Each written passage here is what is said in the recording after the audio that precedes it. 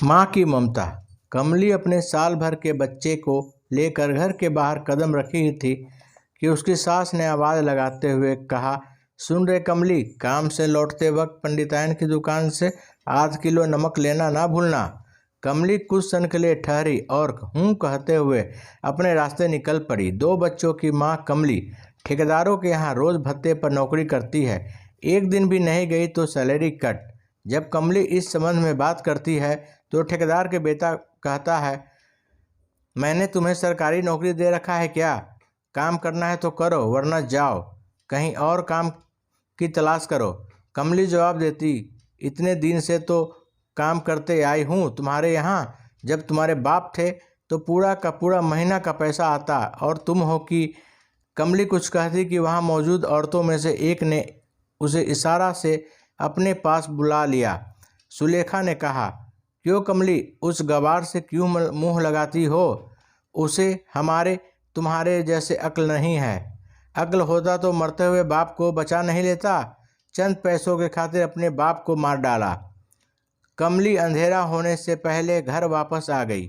आते ही सासू ने पूछा, क्यों रे कमली, पंडितायन की दुकान से नमक लाई कि नहीं? कहीं दिख नहीं रही। कमली झूठ बोली, पंडितायन की दुकान बंद था। किसी ने हमें बताया कि वह अपने नैहर चली गई है। सास ने कहा, आज बिना नमक ही साग बनाना पड़ेगा। देखा, रामुआ की बीवी के पास मुझसे भी बीते दिन मांगकर 1 तोला नमक ले गई थी। कमबख्त लौटाई नहीं है। अब तक कमली की आवाज़ नहीं सुनकर सासू बोली, कहाँ मर गई? कुछ न बोल रही है। कमली अपना हाथ मुंह धोते हुए आवाज़ लगाई, आ रही हूँ। चिल्ला क्यों रही हो? चिल्लाऊं क्यों नहीं? इतनी देर से बकबक किए जा रही हूँ और एक शब्द बोलने का नाम नहीं ले रही है। कमली अपना पैर पटकते हुए आई और सास के पास आकर खड़ी हो गई। खड़ी ही रहेगी? जा रमुआ के बीवी के पास 1 तोला नमक लेती आ। जल्दी कर, अंधेरा होने वाला है। जंगली जानवरों का आना शुरू हो जाएगा। सबके दरवाजे बंद हो जाएंगे। और हाँ देखना, कल मुँहा पीकर नशा में कहाँ पड़ा हुआ है। खोज खबर करती आना। जंगल से कुछ ही दूरी पर एक छोटी बस्ती है जो धीरे धीरे छोटे गांव में विकसित हो गया। पर एक दूसरे की झोपड़ी अभी भी कुछ दूरी पर बना हुआ है।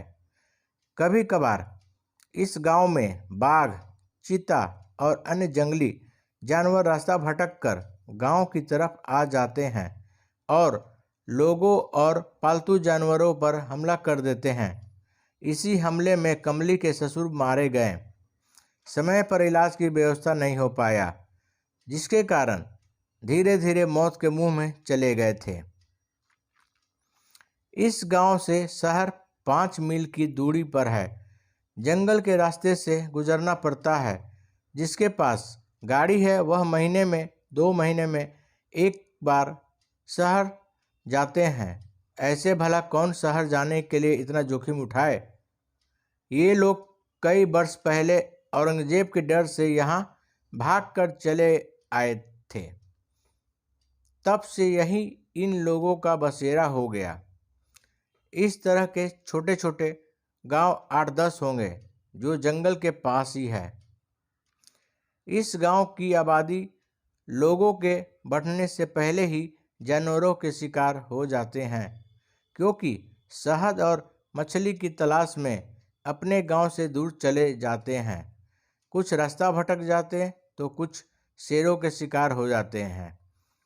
बच भी जाते तो किसी काम के नहीं रहते। कमली 1 तोला नमक लेकर अपने पति रामस्वरूप की खोजने निकल पड़ी। जानवरों के आने के खतरे का डर लग रहा था।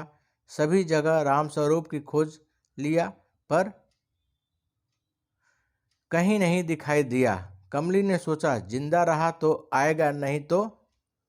दरवाज़ा खोलकर कमली अंदर गई। दोनों बेटे के साथ उसकी सास सो रही थी। सामने खटिया पर सुबह का सूखा रोटी पड़ा हुआ था। उसने सोचा, वही खाकर अपनी भूख मिटा लिया होगा। कितनी रात इन लोगों ने बिना खाए सो गए थे। उसकी आँख लगी ही थी कि बच्चे की रोने की आवाज़ सुनकर जगी। अपने 1 साल के बच्चे को तेंदुए दबाकर जा रहा था।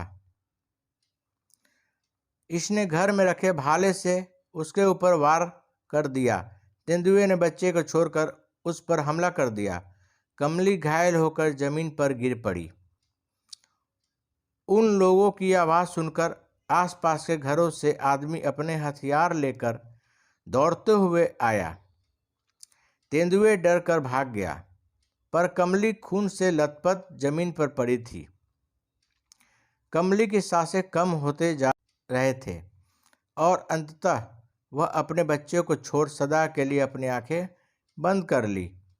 उसका पति रामस्वरूप अब भी नशे में धुत अपनी पत्नी कमली को एक बार देखा और खटिया पर लुढ़क गया। हेलो फ्रेंड, मेरा यह कहानी आपको पसंद आई हो तो कमेंट करके ज़रूर बताएं और मेरे चैनल को सब्सक्राइब करें तथा वीडियो को लाइक करें। Thank you.